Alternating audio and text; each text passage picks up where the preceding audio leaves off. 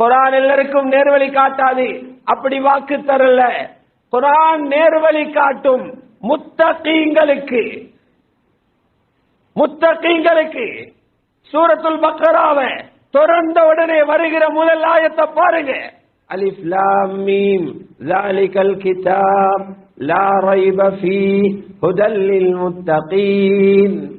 இந்த வேதத்துல சந்தேகப்பட ஒன்றுமே இல்லை.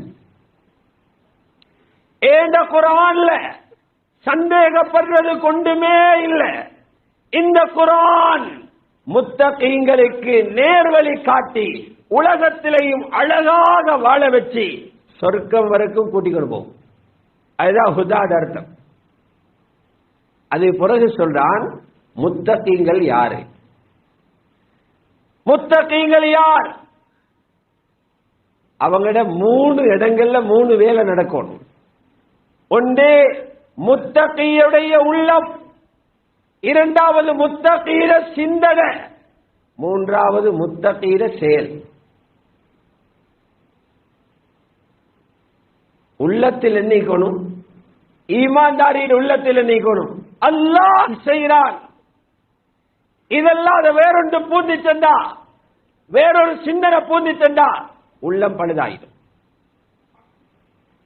முத்தகீர மூளையால யோசிக்கணும், முத்தகீர உடம்பு வேலை செய்யும். உள்ளத்தில் வரணும் நம்பிக்கை, மூளையால சிந்திக்கணும், உடல் வேலை செய்யணும். அதனாலதான் முத்தகி அடையாளப்படுத்தும் போது அல்லாஹ் சொல்றான், யாரு முத்தகி? அவருடைய உள்ளத்தில் இருக்கணும். அல்லதீன யுமினூன பில் கைப், கண்ணுக்கு தென்படாததையும் அல்லாஹ்வும் ரசூலும் சொன்னா நம்பணும். அல்லாஹ்வும் ரசூலும் சொன்னா கண்ணுக்கு தென்படுறதை, இவ்வளவு காலமும் கண்டு வந்ததை, இவ்வளவு காலமும் கேட்டு வந்ததை மறுத்து அல்லாஹ்வும் ரசூலும் சொன்னதை நம்பணும். இதுதான் ஈமான் பில் கைப். இப்படி எங்க உள்ள மீகா, எங்க உள்ள விடுகிறா. சோதனை வந்தவங்க சோதனை வந்த நேரத்தில் பாருங்க, ஒன்று நடந்து முடிஞ்ச பிறகு ஒரு மூமின் என்ன சொல்லணும்? நடக்க முந்தி மூளையால யோசிங்க, உடம்பால வேலை செய்யுங்க. நடக்க முந்தி தான் மூளையால யோசிக்கணும், உடலால வேலை செய்யணும். நடந்து முடிஞ்ச பிறகு என்ன செய்ய? ரசூலுல்லாஹ் சொல்லி தந்தாங்க. ஒன்று நடந்து முடிஞ்சிச்சா இப்ப சொல்லுங்க, மாஷா அல்லாஹு கான், அல்லாஹ் நாடினது நடந்துட்டு.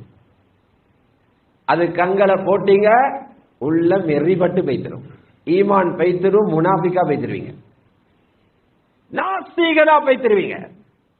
நடந்து முடிந்த பிறகு எவ்வளவு பெரிய படித்தவரும் பண்டிதரும், எவ்வளவு பெரிய சக்தி மிக்க ஆட்சியாளரும் ஒன்றத்தான் கதைக்கோணும். ரப்பு நாடினது இவ்வளவு நாளும் எங்களை தெரியாம இருந்துச்சு, நடந்த பிறகுதான் தெரிய வந்தது. மாஷா அல்லாஹு கான், அவன் நாடாதது நடக்காது. இது உள்ளத்தில் வர வேண்டியது. இரண்டாவது சொல்றான், உங்களோட உடம்பு தொழணும், நேரத்துக்கு தொழுங்க வைக்கீமுன ஸலாஹ். மூணாவது சொல்றான், மூமின்களோட பணத்தை அல்லாஹ்வுடைய பாதையில செலவழிங்க. இந்த மூணையும் சரி பண்ணணும்.